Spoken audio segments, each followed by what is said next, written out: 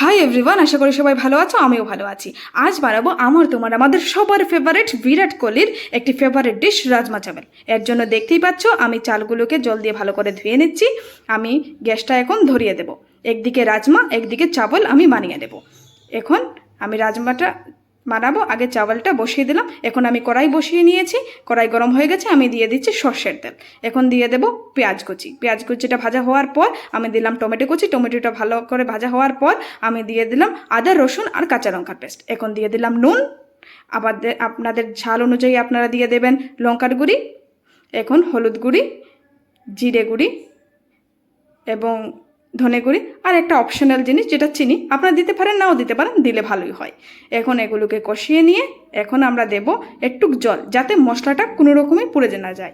এখন আমরা দেব show stopper rajma, যেটাকে একটু কষে নিয়ে জল দিয়ে দেবেন। জলটা ফুটে গেলেই আমাদের রাজমাটা রেডি।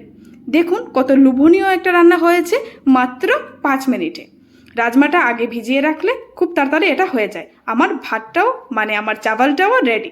এখন আমি এটাকে ভালো করে পরিবেশন করলাম সুন্দর করে। আপনারা এটাকে ঘরে বানান, খান এবং ছক্কা মারুন। আর সাথে আমাকে সাবস্ক্রাইব করুন, ফলো করুন আমার